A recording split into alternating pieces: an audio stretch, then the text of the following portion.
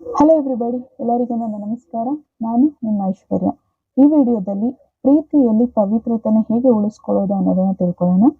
ಹೆಣ್ಣಿಗೆ ಪತಿವ್ರತೆ ಅಂತಾರೆ ನಮ್ಮೆಲ್ಲರೂ ಗೊತ್ತಿರೋ ವಿಷಯ. ಆದರೆ ಗೊತ್ತಿರದ ವಿಷಯ ಅಂದ್ರೆ ಗಂಡಿಗೆ ಪತ್ನಿ ವ್ರತ ಅಂತಾರೆ. ಇದು ತುಂಬಾ ಶಾಕಿಂಗ್ ವಿಷಯ ಅಲ್ವಾ? ಆದ್ರೆ ಇದು ನಿಜ. ಶೀಲ ಅನ್ನೋದು ಹೆಣ್ಣಿಗೊಂದು ಗಂಡಿಗೊಂದು ಇರೋದಿಲ್ಲ. ಇಬ್ಬರೂ ಕೂಡ ಆ ಪವಿತ್ರತೆಯನ್ನ ಕಾಪಾಡ್ಕೊಳ್ಬೇಕು. ಇಲ್ಲಿ ನಾನು ಶಿವನ ಒಂದು ಕತೆ ಹೇಳ್ತೀನಿ. ಪಾರ್ವತಿಯ ರೂಪವನ್ನ ಧರಿಸಿ ಶಿವನ ಒಂದು ಪತ್ನಿವ್ರತ ಧರ್ಮವನ್ನ ಹಾಳು ಮಾಡೋದಕ್ಕಂತ ಒಬ್ಬ ರಾಕ್ಷಸ ಪಾರ್ವತಿಯ ವೇಷದಲ್ಲಿ ಬರ್ತಾರೆ. ಆದ್ರೆ ಶಿವನಿಗೆ ಪಾರ್ವತಿ ಯಾರು, ರಾಕ್ಷಸ ಯಾರು ಅನ್ನೋದು ಗೊತ್ತಿರುತ್ತೆ. ರಾಕ್ಷಸನ್ನ ಕೊಲ್ತಾರೆ.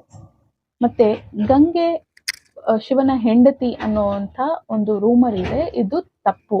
ಆಕ್ಚುಲಿ ಗಂಗೆ ಯಾವಾಗ ಭೂಮಿಗೆ ಇಳಿದು ಬರ್ತಾರೆ ಅವಾಗ ಆ ಫೋರ್ಸ್ಗೆ ಭೂಮಿ ಫುಲ್ಲು ಅಲ್ಲೋಲ ಕಲ್ಲೋಲ ಆಗ್ಬಿಟ್ಟಿರೋದು ಆ ಫೋರ್ಸಲ್ಲಿ ಬಂದಿದೆ. ಅದಕ್ಕೋಸ್ಕರ ಶಿವ ಗಂಗೆಯನ್ನ ಜಟೆಯಲ್ಲಿ ಕಟ್ಕೊಂಡು ನಿಧಾನಕ್ಕೆ ಬಿಡ್ತಾರೆ.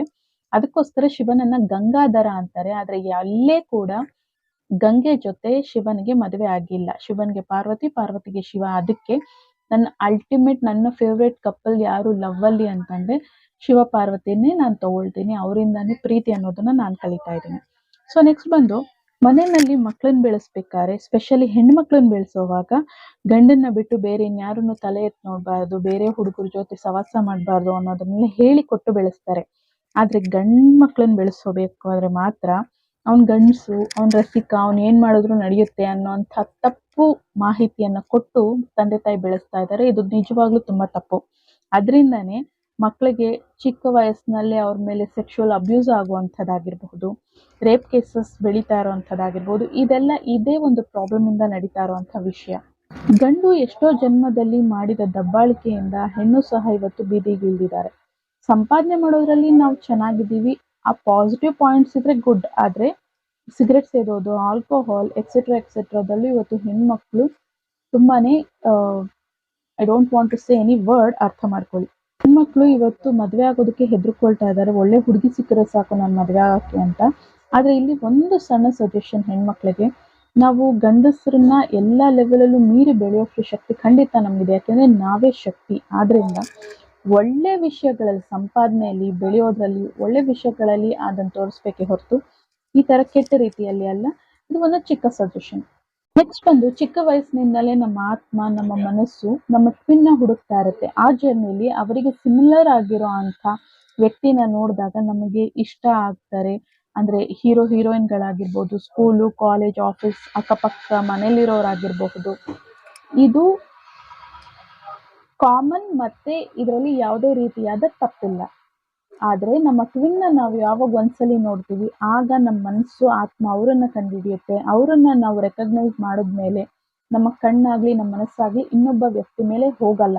ಆದರೆ ಚಿಕ್ಕ ವಯಸ್ಸಿನಿಂದ ಯಾರ್ಯಾರ ಜೊತೆ ನಾವು ಯಾರ್ಯಾರನ್ನ ಇಷ್ಟಪಟ್ಟಿರ್ತೀವಿ ಅವರ ಜೊತೆ ನಮ್ಮ ಸೋಲ್ ಜೊತೆ ಒಂದು ಕಾರ್ಡ್ ಅನ್ನೋದು ಕನೆಕ್ಟ್ ಆಗಿರುತ್ತೆ. ಮತ್ತೆ ನಾವು ಹೊರಗಡೆ ಚೆನ್ನಾಗಿ ರೆಡಿಯಾಗಿ ಹೋದಾಗ ನಮ್ಮ ನೋಡಿ ಎಷ್ಟೋ ಜನ ಇಷ್ಟಪಟ್ಟಿರ್ತಾರೆ, ಆಸೆ ಪಟ್ಟಿರ್ತಾರೆ, ನಮ್ಗಳ ಬಗ್ಗೆ ಕನ್ಸ್ಕೊಂಡಿರ್ತಾರೆ. ಇದರಲ್ಲಿ ನಮ್ದು ಯಾವುದೇ ತಪ್ಪಿರಲ್ಲ. ಆದರೂ ಸಹ ಇದು ಸೆಲೆಬ್ರಿಟಿ ಅನ್ನುವಂಥವ್ರು ಯಾರಾದ್ರೂ ಇದ್ರೆ ಅವ್ರಿಗಂತೂ ತುಂಬಾ ಜಾಸ್ತಿ ಇರತ್ತೆ. ಅವರಗಳ ಜೊತೆ ಸಹ ನಮ್ಮ ಒಂದು ಕಾರ್ಡ್ ಕನೆಕ್ಷನ್ ಅನ್ನೋದು ಆಗಿರತ್ತೆ. ಇದನ್ನ ನಾವು ಸೇರ್ಕೊಳ್ಬೇಕು ಅಂದ್ರೆ ಎಲ್ಲರ ಜೊತೆ ಇರೋ ಕಾರ್ಡ್ನ ಕಟ್ ಮಾಡಿಕೊಂಡು ನಮ್ಮ ಟ್ವಿನ್ ಜೊತೆ ಮಾತ್ರನೇ ನಾವು ಕಾರ್ಡ್ನ ಕನೆಕ್ಟ್ ಮಾಡ್ಕೊಳ್ಬೇಕು. ಅದು ಹೇಗೆ ಅನ್ನೋದು ನಾನು ನೆಕ್ಸ್ಟ್ ವಿಡಿಯೋದಲ್ಲಿ ಇನ್ ಡೀಟೇಲ್ ನಾನು ವಿಡಿಯೋ ಮಾಡ್ತೀನಿ. ವಿಡಿಯೋಗೋಸ್ಕರ ವೇಟ್ ಮಾಡಿ. ಮತ್ತೆ ಮನಸ್ಸಿನಲ್ಲಿ ನಾವು ಇನ್ನೊಬ್ಬರನ್ನ ಆಸೆ ಪಡ್ತೀವಿ ಅಂದ್ರೆ ಅದನ್ನ ಆಧ್ಯಾತ್ಮದಲ್ಲಿ ಮಾನಸಿಕ ವ್ಯಭಿಚಾರ ಅಂತಾರೆ. ಇದು ತುಂಬಾ ಇಂಪಾರ್ಟೆಂಟ್ ಪಾಯಿಂಟ್. ಇದೆಲ್ಲರೂ ಕರೆಕ್ಟಾಗಿ ಕಲ್ತ್ಕೊಳ್ಬೇಕಾದಂಥ ವಿಷಯ. ನಮ್ಮ ಬುದ್ಧಿ, ಮನಸ್ಸು, ಆತ್ಮ ಎಲ್ಲೂ ಕೂಡ ನಮ್ಮ ಟ್ವಿನ್ಗೆ ಬಿಟ್ಟು ಇನ್ನೊಬ್ಬರಿಗೆ ಜಾಗ ಕೊಡಬಾರ್ದು. ಇದು ತುಂಬಾ ಇಂಪಾರ್ಟೆಂಟ್ ಆಗತ್ತೆ.